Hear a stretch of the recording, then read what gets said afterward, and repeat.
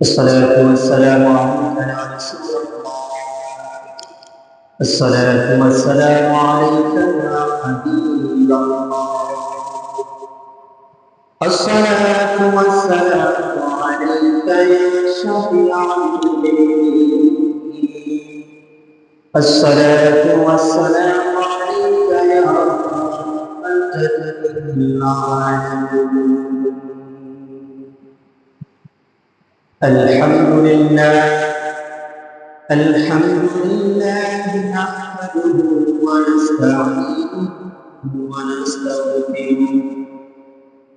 ونستغفره ونعوذ بالله من شرور أنفسنا ومن سيئات أعمالنا. من يهده الله فلا مضل له ومن يضلل فلا هادي له. ونشهد أن لا إله إلا الله وأن محمدا عبده ورسوله. أرسله بالحق بشيرا ونذيرا وداعيا إلى الله بإذنه وسراجا منيرا. أما بعد فأعوذ بالله من الشيطان الرجيم. بسم الله الرحمن الرحيم. إن الذين سبقت لهم منا الحسنى أولئك عنها يعلمون.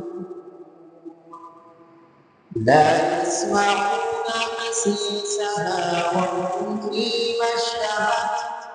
وهم فيما اشتهت أنفسهم خالدون. صدق الله مولانا العظيم وصدق رسوله النبي الحبيب الكريم.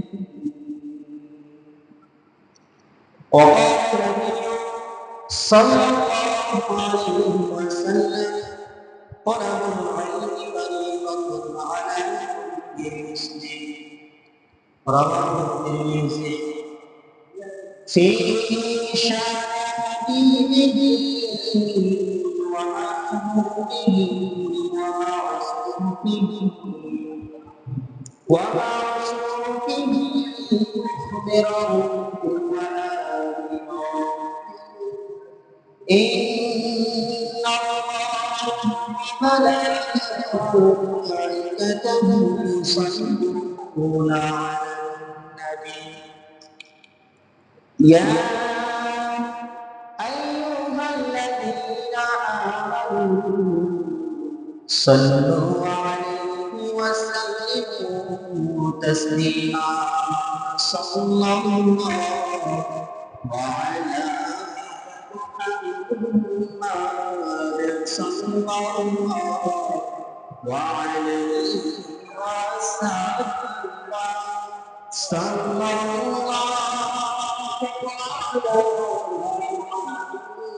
محمد صلى الله عليه وسلم. জীবন দিয়ে ভালোবাসি নবী তোমাকে। জীবন দিয়ে ভালোবাসি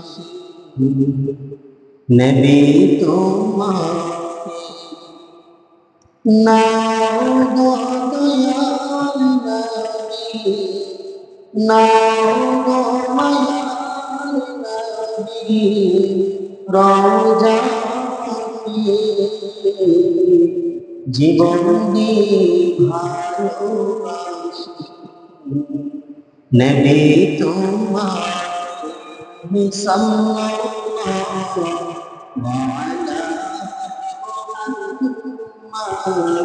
সাল্লাল্লাহু আলাইহি ওয়াসাল্লাম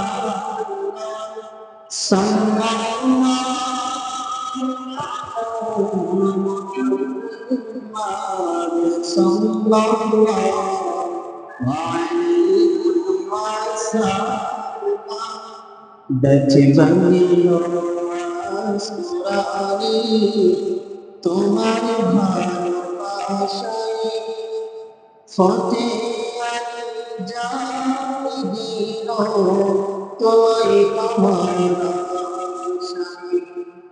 দাচি বানিল আসমানি তোমার ভালোবাসায় ফতে জানিল তোমায় আমার ওই নুরানি বাগানে খানি ওই নুরানি বাগানে খানি দেখাও না আমাকে জীবন দিয়ে ভালোবাসি নবী তোমাকে সাল্লাল্লাহু আলা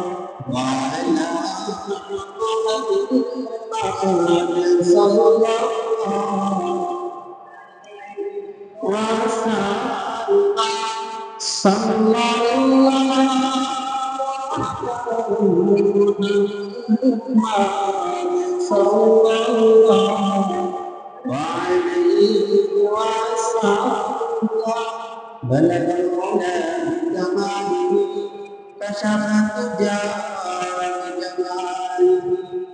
حسنت جميع خصاله صلوا عليه سلموا يا رحمن صلوا على سيدنا مصطفى رحمة للعالمين الحمد لله وشكر لله উপস্থিত ঐতিহ্যবাহী উত্তর মশালি গোলাবাড়ি জামে মসজিদের আগত সম্মানিত আল্লাহ পাকের মেহমানবৃন্দ, বয়োজ্যেষ্ঠ বাবাজিরা, মুরব্বী বাবাজিরা, যুবক ভাইরা এবং স্কুল কলেজ মাদ্রাসার অধ্যায়ন প্রাণপ্রিয় ছাত্র ভাইরা, আমার মাইকের আওয়াজ যতটুকু পর্যন্ত ঘুরে যায় সকল শ্রবণকর্তা মা বোনেরা সকলের প্রতি আমি গুনাহগারের আন্তরিক সালাম, আসসালামু আলাইকুম ওয়া রাহমাতুল্লাহি তাআলা ওয়া বারাকাতুহু। সর্বপ্রথমে সেই মহান ইজ্জতের দরবারে শুকরিয়া জ্ঞাপন করছি যে মহান রব্বুল আলামিন আমাকে আপনাকে অতি দয়া করে মায়া করে সুস্থ শরীরে সুস্থ মনে আহাব্বুল বিলাদি ইলাল্লাহি মাসাজিদুহা, পৃথিবীর মধ্যে সর্বশ্রেষ্ঠ জায়গা, সর্বোৎকৃষ্ট জায়গা, তার মধ্যে আসা এবং বসা, দুই কথা বলার এবং শোনা, বাস্তব জীবনে যেন আমল করতে পারি সেই তৌফিক দান করেছে। যে মুনিব আমাদেরকে এই তৌফিক দান করেছে সেই মুনিবের দরকার আলহামদুলিল্লাহ। আর ওইটা আওয়াজ বলুন আলহামদুলিল্লাহ। সেই মুনিবের শুকরিয়া আদায় করা কখনোই শেষ করতে পারবো না। যদি সমস্ত পৃথিবীর মধ্যে 30 ভাগ হচ্ছে মাটি এবং 70 ভাগ হচ্ছে পানি, 70 ভাগ পানিকে যদি আমরা গাড়িতে পরিণত করি এবং সারা বিশ্বে যতটা গাছ বৃক্ষ আছে সমস্ত বৃক্ষকে যদি কলম বানিয়ে দিই এবং সমস্ত পানিকে যদি আমরা কালি বানিয়ে দিই, বৃক্ষ ক্ষয় হয়ে যাবে, পানি শেষ হয়ে যাবে, কিন্তু সেই মহাত্মীদের প্রশংসা শেষ হবে না। হবে কি? কখনো শেষ হবে? শেষ হওয়ার মতো শেষ হওয়ার মতো না। সেই মুনিবের বৃক্ষ শেষ হয়ে যাবে, পানি শেষ হয়ে যাবে, কিন্তু সেই মহান মুনিবের প্রশংসা শেষ হবে না। এমনকি মহান মুনিবের ইবাদত করি আমরা, সেই জিনিসটা আগে আছে না নাই? বলুন আলহামদুলিল্লাহ।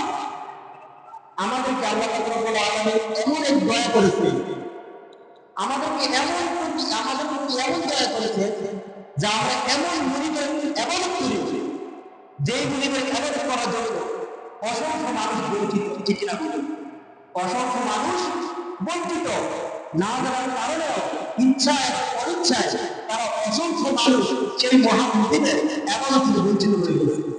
বলুন সুবহানাল্লাহ। কিন্তু আমরা এমন একটি মহান মুনিবের এবাদত করার সৌভাগ্য করেছি, যে মুনিব আমাদের সৃষ্টি করেছে, যে মুনিব আমাদের রিজিক দাতা, যে মুনিব আমাদের হায়াত দাতা, যে মুনিব আমাদের মরণ দাতা, সমস্ত অবস্থায়, সর্ব জায়গায়, সর্বখানে যে মুনিবের উপস্থিতি আমরা লক্ষ্য করতে পারি, ঠিক না?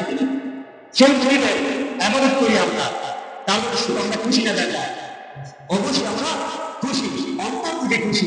আমাদের জান প্রাণ দিয়ে হল সেই মুনিবের শুকরিয়া আদায় করবো এবং সেই মুনিবের ইবাদত করবো ইনশাআল্লাহ। আলহামদুলিল্লাহ। তারই সাথে সাথে শেষ নবী সাল্লাল্লাহু আলাইহি ওয়াসাল্লামের কদম মুবারকে লক্ষ কোটি দুরূদ সালাম। কোন নবী, কোন নবীর কদমে? যেই নবীকে আল্লাহ রাসূল সাল্লাল্লাহু আলাইহি ওয়াসাল্লামকে আল্লাহ পাক রব্বুল আলামিন যদি না বানাইতেন, আমি আপনি সারে কোন কায়নাত, কোন মাখলুকাত, আদম থেকে ঈসা রূহুল্লাহ এবং জিন থেকে ইনসান পর্যন্ত, আরশ থেকে কুরসি পর্যন্ত, লৌহ মাহফুজ সমস্ত জাহানে ইঞ্চি পরিমাণ সৃষ্টি করতেন না। সেই মুনিবের হাবিব আল্লাহ রাসূল সাল্লাল্লাহু আলাইহি ওয়াসাল্লাম যার উম্মত হয়ে আমরা গর্বিত, ঠিক না বলুন? যার উম্মত হয়ে আমরা গর্বিত, সেই নবী পাক সাল্লাল্লাহু আলাইহি ওয়াসাল্লামের কদম মুবারকে লক্ষ কোটি অসংখ্য কোটি দুরূদ সালাম সাল্লাল্লাহু আলাইহি ওয়াসাল্লাম। আমাদের প্রতি যদি সেই মুনিবের ভয় থাকে, তাহলে আমরা কোন গুনার দিকে অগ্রসর হতে পারি না, ঠিক না? যদি সেই মুনিবের ভয় আমাদের প্রতি থাকে যে আমি কি করতেছি, আমি কি করছি এবং কি করবো, সমস্ত কিছু আমার মুনিব দেখে কিনা, আমি যাই কিছু করি না কেন আমার মুনিব, আমার মালিক সব কিছু দেখতেছে। যদি এই বিশ্বাসটা আমাদের অন্তরে থাকে এবং এরকম ভয় থাকে, সেই মুনিব আমাকে দেখতেছে, এই গুনার জন্য তার হাসরের ময়দানে আমাকে জবাবদিহি করতে হবে, ঠিক না? এরকম ভয় যদি আমাদের অন্তরে থাকে, তাহলে কোনো বান্দাই গুনার দিকে অগ্রসর হতে পারে না, ঠিক না বলুন? তাহলে কোনো বান্দাই গুনার দিকে অগ্রসর হতে পারে না যদি সেই মুনিবের ভয় তার অন্তরে থাকে। যাদের হৃদয়ে আছে আল্লাহর ভয়, তারা মরণ ভুলে যায় না। আল্লাহর প্রেম ছাড়া কারো না চেনা, কারো কাছে কোনো কিছু চায় না। যাদের হৃদয়ে আছে আল্লাহর ভয়, তারা মরণ ভুলে যায় না, ঠিক না? তাহলে সেই মুনিবের ভয় যদি আমাদের অন্তরে থাকে, তাহলে আমরা গুনাহ কি সেই জিনিসটা আমাদের ভিতরে লালন পালন কখনই হবে না। আমরা মানুষ জাতি, মানুষের ভুল অবশ্যই হবে কিনা? একমাত্র সৃষ্টির মধ্যে নবীদেরই ভুল ছিল না এবং ফেরেশতাদের গুনাহ নাই। মানুষ এবং জিন জাতি উভয়ের কি আছে? গুনাহ অবশ্যই আছে। আল্লাহ পাক রব্বুল আলামিন পবিত্র কোরআনে ইরশাদ করেছেন, ওমা খালাকাতুল জিন্না ওয়াল ইনসা ইল্লা লিয়াবুদুন। বলুন সুবহানাল্লাহ। ওমা খালাকাতুল জিন্না ওয়াল ইনসা ইল্লা লিয়াবুদুন। আমি মানব এবং জিন জাতিকে প্রেরণ করেছি আমি আল্লাহ, আমি মুনিবের ইবাদত করার জন্য। বলুন সুবহানাল্লাহ। আর কোন সৃষ্টিকে আল্লাহ আদেশ করে দেয় তুমি ইবাদত করো, তারা আদেশ ছাড়াই আল্লাহ পাক রব্বুল আলামিন 24টা ঘন্টা তাওহীদ করছে। সুবহানাল্লাহ। অথচ আমাদেরকে আদেশ করছে, আদেশ করার পরে আমরা আল্লাহ পাক রব্বুল আলামিন করতেছি না। আর যারা যাদেরকে আল্লাহ আদেশ করে দেয়, যাদেরকে আল্লাহ আদেশ করে তারা প্রতিনিয়ত 24টা ঘন্টা 50 সেকেন্ডে আল্লাহ রাব্বুল আলামিন তাওহীদ করতেছে। সুবহানাল্লাহ। কিন্তু আমরা এমন এক জাতি, আল্লাহ রাব্বুল আলামিন আদেশ দেয় তারা জীবন করি লানত তাদের উপর। যারা এরকম এমন কথা বলছেন তাদেরকে লানত আল্লাহ। আল্লাহ আমাদের সকলকে শেষ দিন দান করে শুনেছেন আমি। আল্লাহ রাব্বুল আলামিন ইরশাদ করেছেন, ওমা খালাকাতুল জিন্না ওয়াল ইনসা ইল্লা লিয়াবুদুন। আমি মানব এবং জিনকে যদি প্রেরণ করেছি আমি মনিবের গোলামি করার জন্য, তার জন্য আমি গোলামি করে আমি জান্নাত তারাই করি অর্জন করি। সুবহানাল্লাহ।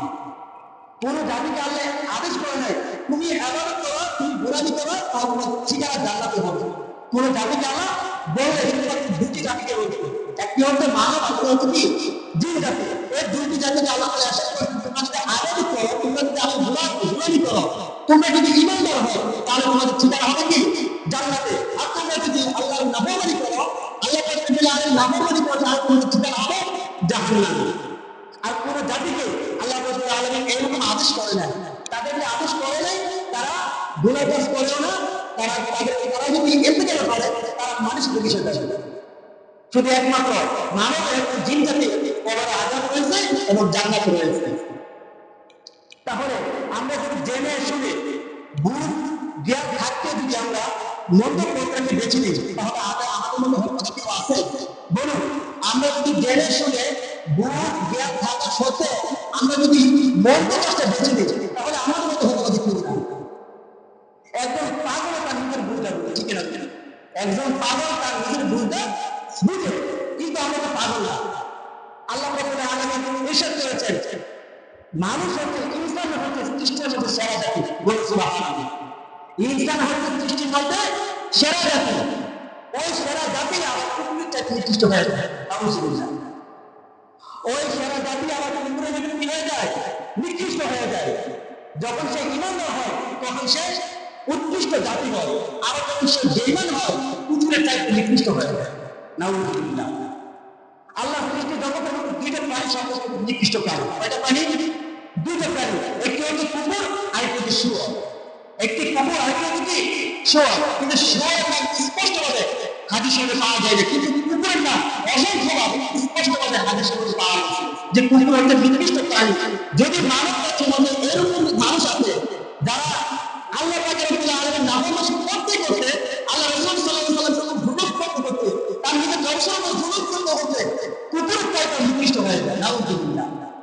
মানুষ যদি উৎকৃষ্ট জাতি হয়ে সৃষ্টির সেরা জীব হয়ে আবার যদি সে কুকুরের মতো নিকৃষ্ট হয়ে যায়, তার মতো হতে পারে প্রমাণরা জাহান্নামী আর হতে পারে না। আল্লাহ রাব্বুল আলামিন আমাদেরকে এরকম নিকৃষ্ট জাতি থেকে বেঁচে থাকার সেই তৌফিক দান করুন। আমিন। তাহলে মানুষের অবশ্যই ভুল হয়, আমরা ভুল থেকে আবার বেঁচে থাকতে হবে, ভুল থেকে সংশোধন করতে হবে, ঠিক আছে? আমরা যদি ভুল করি, ভুল হয় না ফেরেশতাদের, ভুল হয় না নবীদের। মানুষের ভুল অবশ্যই হবে, অবশ্যই মানুষের ভুল হবে। ভুল হলে সেই ভুলটাকে আবার সংশোধন করতে হবে। যদি সেই ভুলটাকে সংশোধন না করে তাহলে সেই শয়তানি কাছে চলে যাবে। নাউযুবিল্লাহ। মানুষ যদি ভুলটাকে সংশোধন না করে, সে যদি ভাবে আমি ভুল করেছি, হোক আল্লাহ রাব্বুল আলামিন দরবারে তওবা করে মাফ করে দেন, কিন্তু সেই তওবা যদি আপনার কবর নসিব না হয়, আপনি তওবা কিভাবে করবেন? আপনার কবরে যদি তওবা নসিব না হয়, তাহলে আপনি তওবা কিভাবে করবেন? এমন তো হতে পারে আপনার গুনাহটা করতে আজকে আপনি বলতেছেন আমি শেষ, আমার জীবনের শেষ দিকে তওবা করে ফেলবো। আপনার মন যদি আসতে নিয়ে আসে, আপনার মন যদি আসতে হয়ে যায়, তাহলে আপনি তওবা করতে পারবেন? কখনো সম্ভব নয়। এই জন্য সময় থাকতে সময় মূল্য দেওয়া উচিত, সময় থাকতে সময় মূল্য দেওয়া উচিত। আল্লাহ রাব্বুল আলামিন আমাদেরকে সেই জ্ঞান দিয়ে আমাদের জীবনটাকে সাজিয়ে গুছিয়ে খবর দেওয়া উচিত। আমি আজকে যে বিষয়টি নিয়ে আপনাদের সঙ্গে উপস্থিত হয়েছি সেই বিষয়টি হচ্ছে অত্যন্ত গুরুত্বপূর্ণ একটি বিষয়। আমরা ইসলাম ধর্মের মধ্যে সর্বশ্রেষ্ঠ ইবাদত কি? কে কি বলতে পারবে? সর্বশ্রেষ্ঠ ইবাদত কি? নামাজ। বলুন সুবহানাল্লাহ। সর্বশ্রেষ্ঠ ইবাদত কি? নামাজ। কিন্তু নামাজের পূর্বে আপনাকে ঈমান আনতে হবে। কি আনতে হবে? যদি আপনি ঈমান ছাড়া আপনার আমল নামা উহুদ পাহাড় পর্যন্ত করে ফেলেন, মরুভূমির বালুর কণা পর্যন্ত করে ফেলেন, সমুদ্র ফেনা পর্যন্ত করে ফেলেন, আপনার এই আমল কিঞ্চিত পরিমাণ কাজে আসবে না যদি আপনার প্রতি ঈমান না থাকে। আপনাকে আগে ঈমান আনতে হবে, তারপর আপনি জিন্দেগি করতে হবে, আমলে জিন্দেগি। আগে আমাদের কি করতে হবে? ঈমানকে পাকাপোক্ত করতে হবে, ঈমানকে সহি করতে হবে, ঈমানকে মজবুত করতে হবে। তারপরে ইনশাআল্লাহ আমরা এবারের দিকে কি হতে পারবো? অগ্রসর হতে পারবো। তারপরে যদি আমরা একটা সগীরা করি, সগীরা সওয়াব করি, একটা ছোট সওয়াব করি, সেই সওয়াবগুলো আমাদের আমলনামায় লেখা হবে। কিন্তু ঈমান ছাড়া যদি আমরা ফরজে আইন আমল করি, তাহলে ফরজে আইন আমাদের আমলনামায় লেখা হবে না। তাহলে সর্বশ্রেষ্ঠ আমল হচ্ছে কি? নামাজ। সর্বশ্রেষ্ঠ আবাদত কি? সেই নামাজ। সেই নামাজের আলোচনা হচ্ছে, নামাজ যখন ফরজ হয়েছে, যখন আল্লাহ রাসূল সাল্লাল্লাহু আলাইহি ওয়াসাল্লাম মেরাজ করেছেন, মেরাজের পর মেরাজ থেকে তো আল্লাহ রাসূল নামাজ নিয়ে আসছেন নাকি? মেরাজ থেকে আল্লাহ রাসূল নিয়ে আসছেন নামাজ নিয়ে আসেন, তখন থেকে নামাজের আলোচনা বলতে এই পর্যন্ত হচ্ছে, তাই না? তখন থেকে নামাজের আলোচনা এই পর্যন্ত কি চলছে এবং চলতেছে, বর্তমানে চলতেছে, ভবিষ্যতে কি চলবে। কিন্তু নামাজ দেখতেছি না, মসজিদ খালি কিন্তু নামাজ দেখতেছি না। আজ থেকে 1450 বছর যাবত নামাজের আলোচনা হচ্ছে কিন্তু নামাজ দেখতে পাওয়া যাচ্ছে না। তার কারণ একটাই, কারণ আল্লাহ পাক রব্বুল আলামিন জান্নাত তৈরি করছেন, জাহান্নাম তৈরি করছেন। সবাই যদি জান্নাত করে জাহান্নামে কেউ যাবে, সবাই যদি জান্নাত করে তাহলে জাহান্নামে কেউ যাবে। যারা শয়তানের দুটায় পা দিবে তারাই জাহান্নামে চলে যাবে। আল্লাহ রাব্বুল আলামিন আমার সকলকে শয়তান দুটাতে হেফাজত করতে তৌফিক দান করুন, আমিন। সেই প্রধান এবাদত হচ্ছে নামাজ। সেই নামাজ নিয়ে আমি কিছু কথা বলবো। গতদিন আলোচনা করছিলাম মুসাফির নামাজের সম্পর্কে এবং কাজা নামাজ সম্পর্কে, ঠিক না বলুন? আমি মুসাফির এবং কাজা নামাজ সম্পর্কে দুটি কথা বলছিলাম, কিন্তু সময়ের অভাবের জন্য আমি কাজা নামাজ সম্পূর্ণ বিস্তারিত আলোচনা করতে পারি না। ইনশাআল্লাহ চেষ্টা করবো কাজা নামাজের কথাটা শেষ করার জন্য, ইনশাআল্লাহ। আমরা প্রতিনিয়ত নামাজ পড়ি, অনেকে আছেন যে কাজের ব্যস্ততার কারণে নামাজের জামাতের সঙ্গে আদায় করতে পারেন, ঠিক না? অনেকে কাজের ব্যস্ততার জন্য নামাজের জামাতের সঙ্গে আদায় করতে পারেন না। অনেকে আছে জরুরি কাজের জন্য ওয়াক্তগত নামাজ পড়তে পারেন না, যার কারণে নামাজে কি হয়ে যায়, কাজা হয়ে যায়। কিন্তু কাজা করাও কি কবিরাত না, নামাজ কাজা করাও কি কবিরাত না। কোনো ব্যক্তি যদি ইচ্ছাকৃত নামাজ কাজা করে তাহলে কবিরাত গুনাহ হয়ে যায়।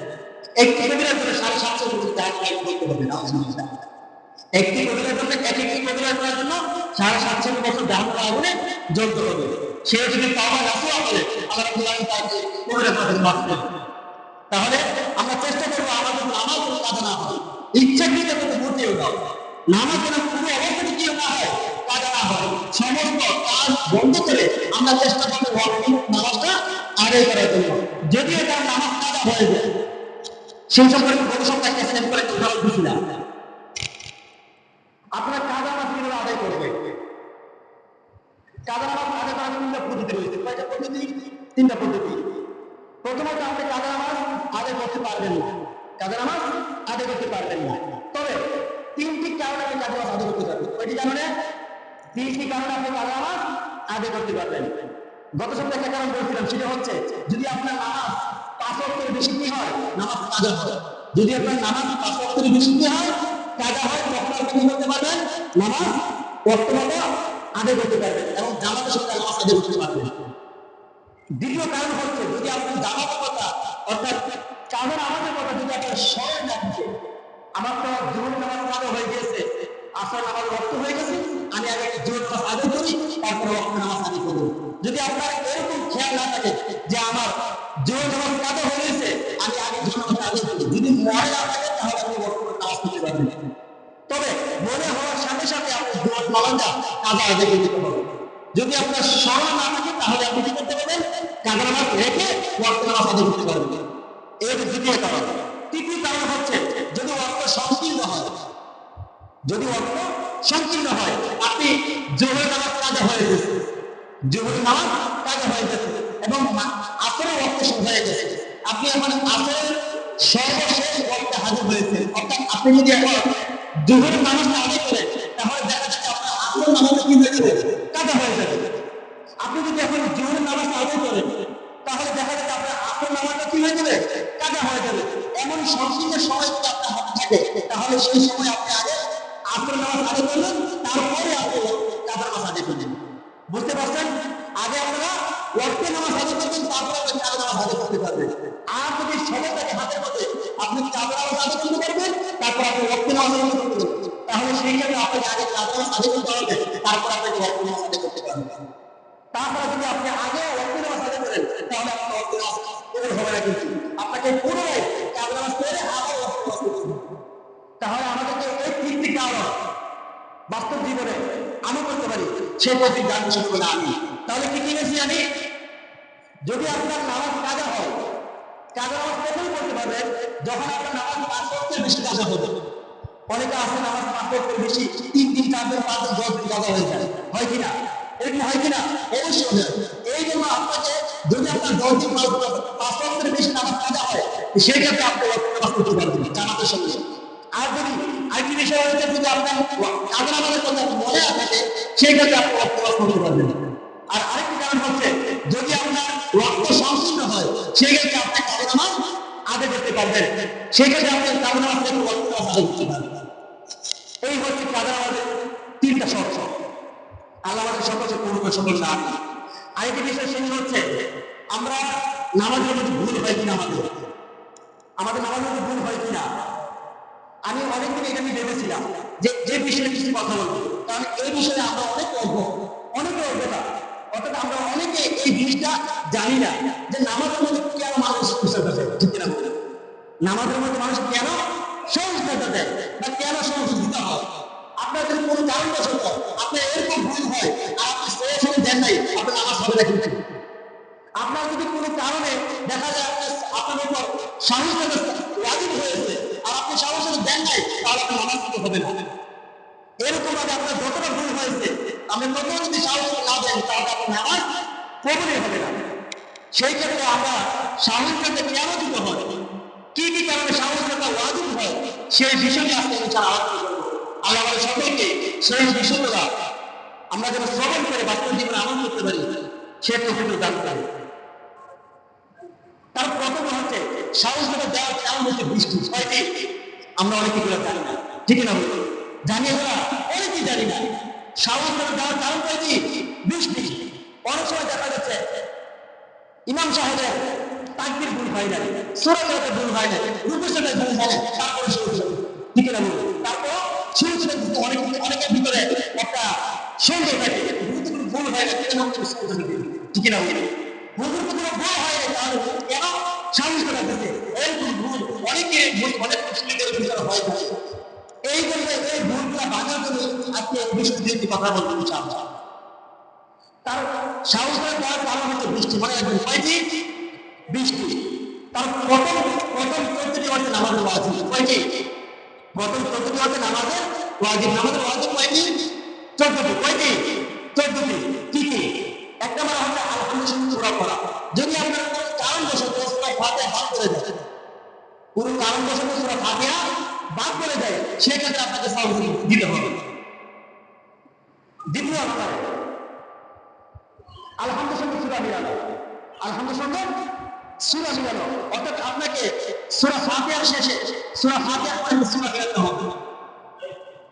হোক এটা অন্য কোনো সূরা, সূরা ফিল, সূরা ফালাক, সূরা নাস, সূরা লাহব, যে কোনো সূরা, সূরা ফাতিহার পরে আপনাকে একটা সূরা অবশ্যই মিলাতে হবে।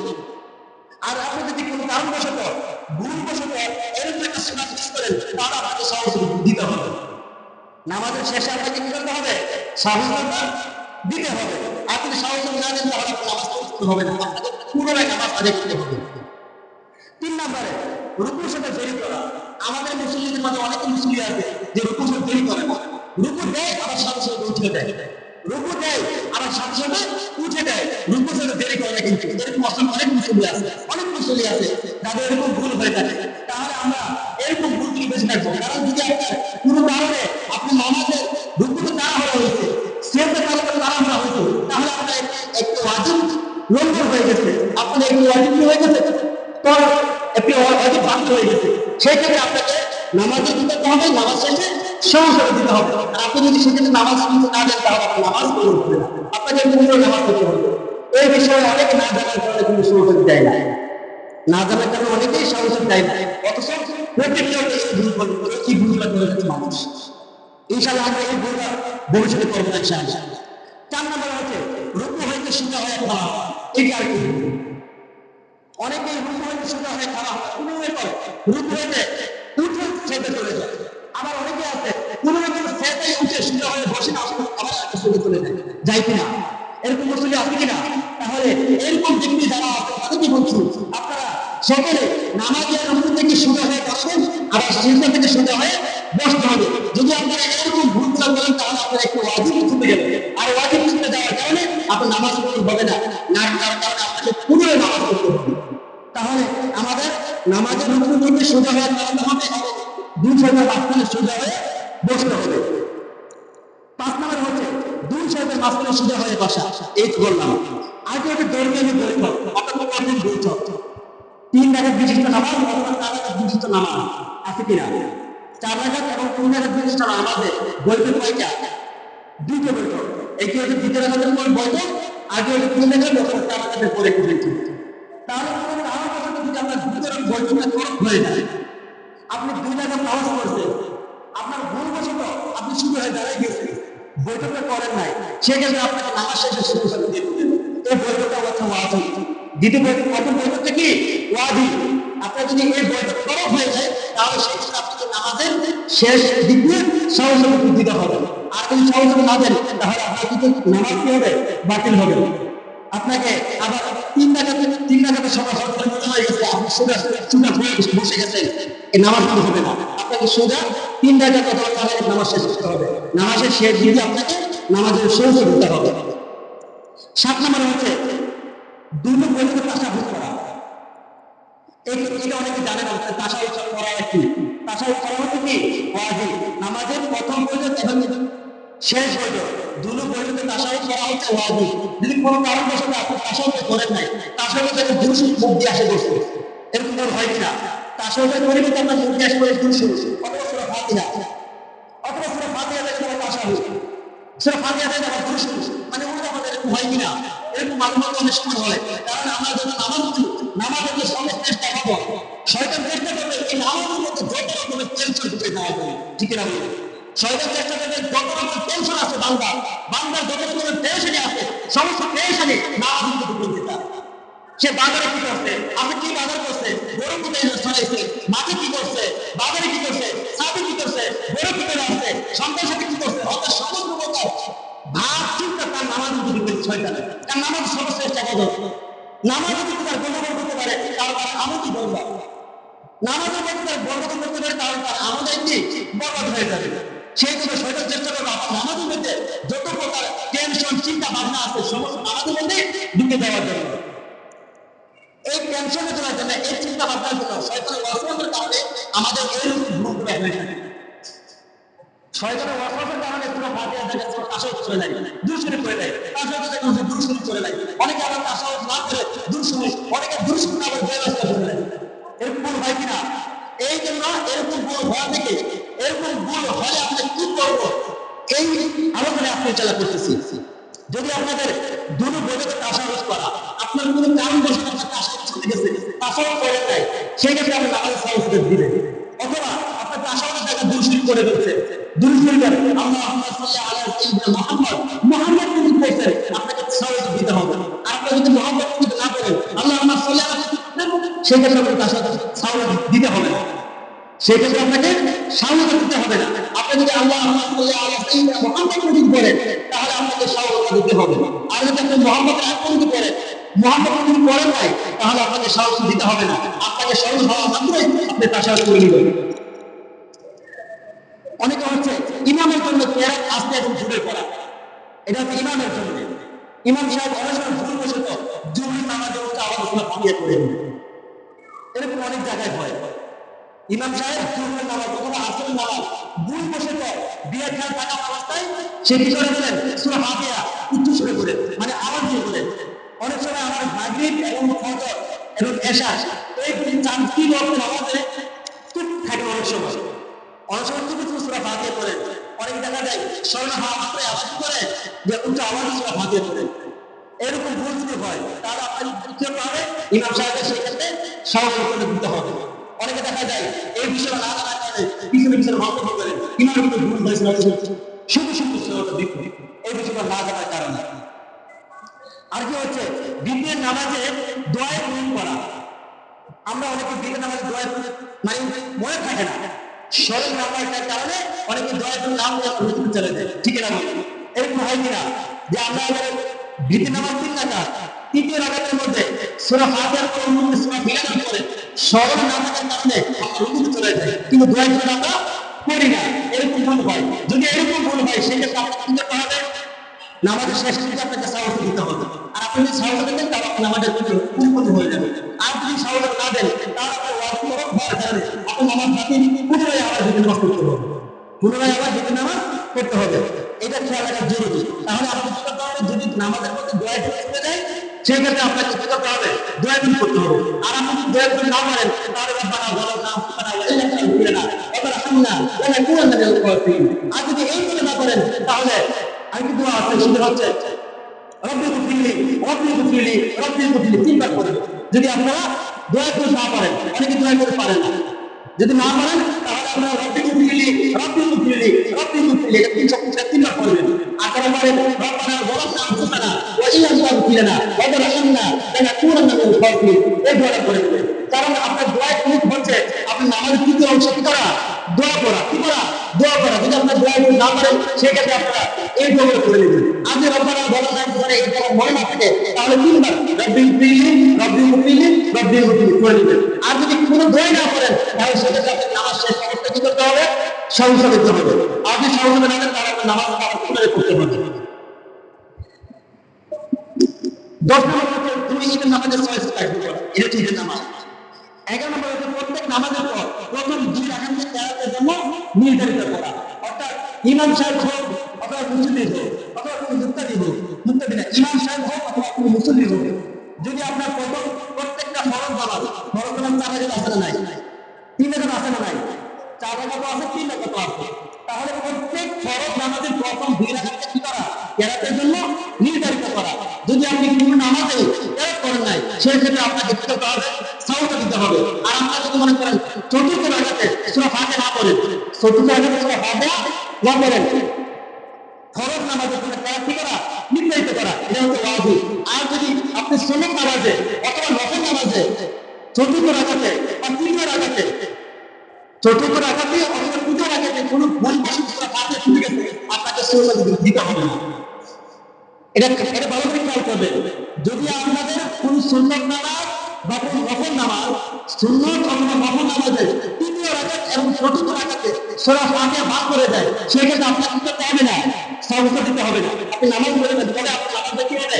ত্রুটি হবে, নামাজে অসন্তুষ্ট হবে, নামাজের মধ্যে একটা ত্রুটি হবে, নামাজটা হয়ে যাবে, নামাজের মধ্যে ত্রুটি হবে। যদি সুন্নত নামাজ এবং নফল নামাজের মধ্যে তৃতীয় নামাজ চতুর্থ রাকাতের মধ্যে আপনি সূরা ফাতিহা মিস করে দিবেন। এটা বলতে প্রত্যেক নামাজের ফরজ নামাজের প্রথম 2 রাকাতকে কেরাতের জন্য নির্ধারিত করা। আর এটা হচ্ছে প্রত্যেক রাকাতে ফরজ এবং তাফসীর ঠিক রাখা। এর মানে হচ্ছে আপনার ফরজ অনেক সময় উল্টাপাল্টা হয়ে যায়, এক ফরজের পরিবর্তে অন্যের উপরে যায়। এরকম হয় কিনা যে আপনার মনে করেন ফরজ নামাজের এরকম অনেক মানুষ আছে যারা অনেক জ্ঞানী, যার নামাজ পড়ে নাই, যার নামাজ পড়তে কিন্তু অভ্যস্ত না, অনেক সময় দেখা যায় 1 বছর কিংবা 1 মাস কিংবা 5 মাস অথবা 1 সপ্তাহ এরকম পর্যন্ত নামাজ পড়তে আসেন, দেখা যাচ্ছে রুকু না করে শেষ চলে যায়। রুকু না করে কি বেখেয়াল থাকা অবস্থায়, বেখেয়াল থাকার কারণে রুকু না করে কি সিজদা করে যায়, অথবা অনেকে দেখা যায় যে সিজদা একটা করে উঠে যায়, সিজদা একটা করে কি উঠে যায়। আবার অনেকে দেখা যায় 3টা সিজদা করে ফেলে। হয় কিনা? হয় কিনা? এরকম ভুল অবশ্যই মানুষের হয়ে থাকে। অনেক দেখা যায় বেখেয়াল থাকা অবস্থায় 3টা সিজদা করে ফেলে বা 2টা রুকু করে ফেলে। এরকম যাদের ভুল হয় সেক্ষেত্রে আপনাকে সাওতা দিতে হবে। নামাজ শেষে আপনাকে কি করতে হবে? সাওতা দিতে হবে। আর আপনি যদি রুকু নাই করেন, সিজদা নাই করেন, তাহলে আপনার নামাজ বাতিল। রুকু নাই করেন, সিজদা নাই করেন, তাহলে আপনার নামাজ বাতিল। আপনাকে পুরো নামাজ পড়তে হবে, কারণ নামাজে রুকু সিজদা করা কি ফরজ। যদি কোনো ভুল বশত একটু ফরজ হয়ে যায় আপনার নামাজ হবে না, আপনার নামাজ পুনরায় করতে হবে। আর যদি ওয়াজিব করা হয় তাহলে আপনাকে নামাজ শেষে সাওতা দিতে হবে। আর যদি প্রত্যেক রাকাতে ওয়াজিবের তাফসীর ঠিক রাখা, ওয়াজিবগুলি তাফসীর ঠিক রাখা, এটা পূর্বে বলছিলাম সূরা ফাতিহা থেকে সূরা তাশাহুদ করে ফেলা, আবার তাশাহুদ থেকে সূরা ফাতিহা ভুলবশত করে ফেলা, আবার তাশাহুদ থেকে দুশিক করে ফেলা, অনেক সময় দুশিক না করে কি দোয়া করে ফেলা। এরকম ভুল যাদের হয় তাহলে এই ভুলগুলো হলে নামাজ শেষে কি করবেন? নামাজে সাওতা করে নেবেন। আরেকটি হচ্ছে ওয়াজিব সালাম আদায়ের মাধ্যমে নামাজ শেষ করা, সালাম আদায়ের মাধ্যমে কি করা? নামাজ শেষ করা। দেখা যাচ্ছে হাদিসের মধ্যে এসেছে যদি কোনো ব্যক্তির ওয়াজিব ছুটে যায় তাহলে তাকে সুজুদ দিতে হবে। তাকে কি করতে হবে? সুজুদ